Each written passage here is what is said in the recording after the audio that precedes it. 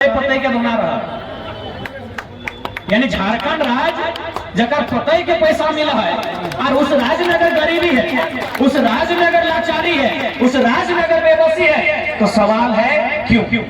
क्यों? एक एक सवाल क्यों?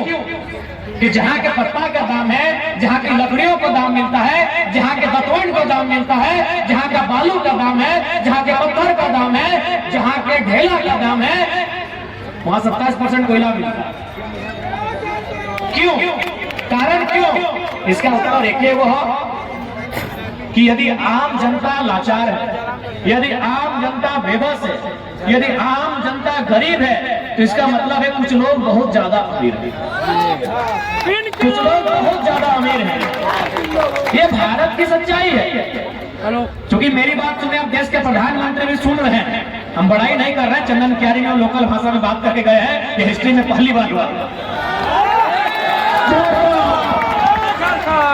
और बिल्कुल दिल्ली में हमारा चर्चा होता है, गृह मंत्री सुने 8 संसद को बुला के चर्चा किया था कि जयराम को आप झारखंड में कैसे रोकेंगे। तो अगर मेरी बात सुनते हैं तो चलिए, मेरे लिए सौभाग्य की बात है कि दिल्ली दरबार में मुझे सुनते हैं, तो मैं दिल्ली दरबार को संदेश दूंगा कि जो लोग बहुत ज्यादा अमीर हैं, आप बार बार कहते हैं गरीबी मिटाएंगे, बेरोजगारी दूर करेंगे, नहीं होगा। जो लोग बहुत ज्यादा अमीर हैं उनको कंट्रोल करना होगा। आप गवर्नमेंट उनको सपोर्ट करती है, इसलिए चाहे झरिया में वर्तमान विधायक की बात करें या पूर्व विधायक की बात करें, चूंकि उनके अर्धांगिनी मैदान में है, चूंकि हम स्त्रियों पे विशेष टीका टिप्पणी करते नहीं है, उनका मैंने सदैव सम्मान किया है, मैंने नैतिकता की राजनीति की है, लेकिन फिर भी जो दोनों प्रत्याशी हैं, ये तो सच्चाई है कि उन सूचियों में है जो लोग जरूरत से ज्यादा अमीर हैं। आज जब हम झरिया आते हैं तो एक सवाल मीडिया के माध्यम से आता है, लेकिन मैं सवाल को उत्तर खुद ही दे देना चाहूंगा। झारखंडी वर्सेस गैर झारखंडी कि आप बाहरी भीतरी की बात करते हैं। देखिए, एक बात जान लीजिए, सबसे पहले आपको इतिहास को समझना होगा। झारखंड यही भूमि है जहां से कॉमरेड ए.के. राय को लोगों ने 3 बार सांसद चुना। झारखंड यही भूमि है जहां से कॉमरेड ए.के. राय को लोगों ने 3 बार सांसद चुना है। इसलिए जो लोग उत्तर प्रदेश से ताल्लुकात रखते हैं, बिहार से ताल्लुकात रखते हैं, बंगाल से ताल्लुकात रखते हैं या गुजरात से ताल्लुकात रखते हैं, उनसे हमारा कोई बैर नहीं है। लेकिन सवाल ये है कि अपने से कॉमरेड ए.के. राय है, कॉमरेड ए.के. राय जिस शख्स ने अपने सांसद की सैलरी को भी राष्ट्रपति फंड में दे दिया, और आपने क्या किया? आपने आउटसोर्सिंग में कब्जा जमाया, आपने कोलियरी में अपना व्यापार बढ़ाया। तो कहीं ना कहीं आज जो कारण है लाचारी और बेबसी का, वो कहीं ना कहीं कुछ मुट्ठी भर लोग हैं जो यहाँ पे काबिज है और जनता नीचे है। इसलिए हम लोग एक बदलाव लेके आए हैं, हम लोग एक बदलाव लेकर आए हैं कि इस बार झारखंड की राजनीति को बदलेंगे।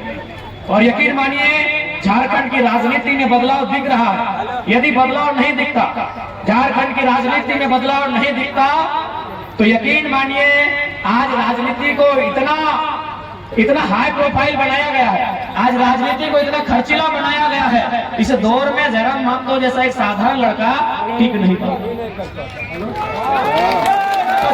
कहीं ना कहीं झारखंड बदलाव के लिए तैयार है। और मैं तमाम झारखंड वासियों से यही कहना चाहूंगा कि आज जो जयराम आया है, अपने साथ कोई पैगाम लेके आया है। तो पैगाम यही है, अगर सच में हम केवल राजनीति के उद्देश्य से आते हैं, केवल विधायक सांसद बनने के उद्देश्य से आते हैं, तो हम आपको बताना चाहेंगे चुनाव के बीच में भी हमको ऑफर है।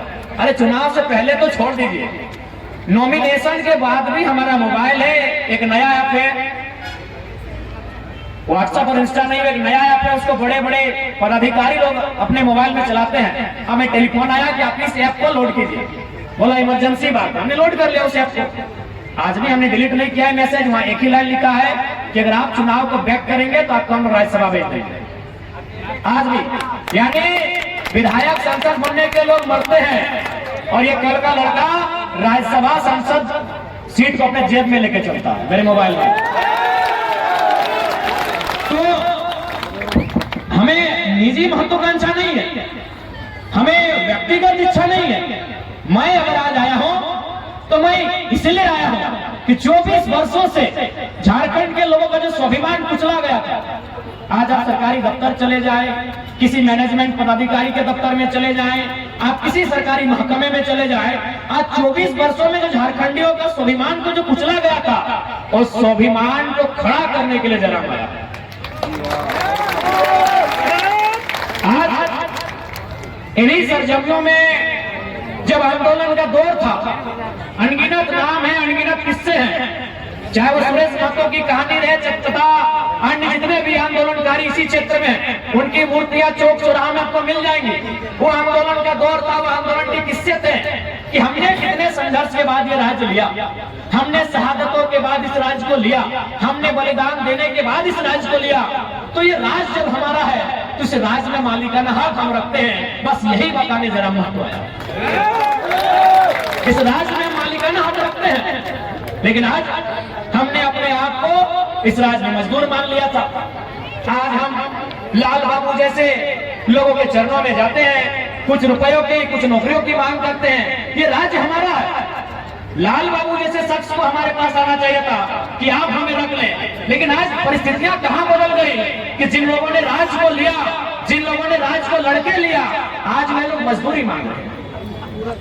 आप यहीं से आगे पार होकर चले जाएंगे, सिंदरी आता है, वहां भी बहुत सारे ऐसे नामचीन लोग आते हैं, हमारे लोग उनके पास नौकरियां मांगने जाते हैं।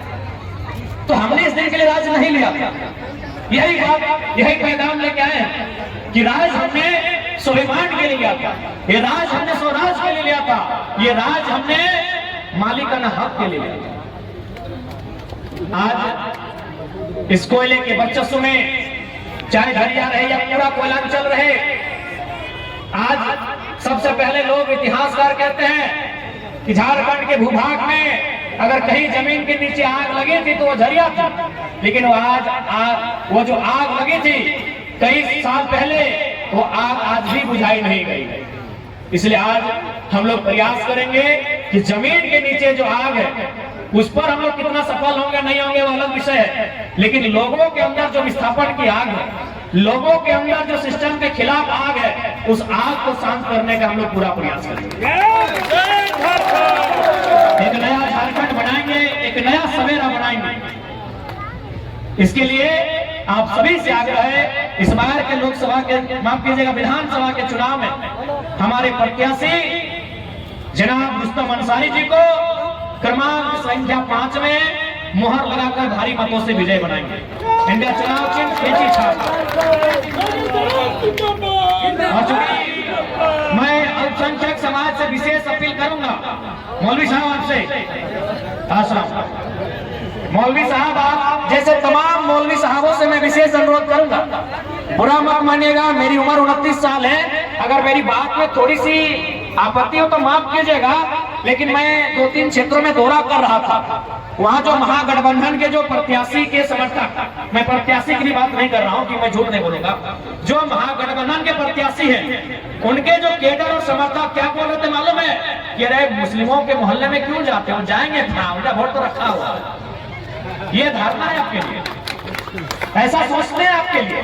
अगर मैं गलत कह रहा हूं तो मुझे माफ कीजिएगा, बहुत कम आयु है और आपने अपना एक जिंदगी का अनुभव है, माफ कीजिएगा। लेकिन यही लोग बोलते हैं, आपको सम्मान की दृष्टि से नहीं देखते हैं, क्योंकि उनको मानना है ये भारतीय जनता पार्टी के डर से हमें ही वोट करेंगे। इस बार उनको बताइए कि आप वोट डर से नहीं करने जा रहे हैं, आप वोट मुद्दों के लिए करेंगे।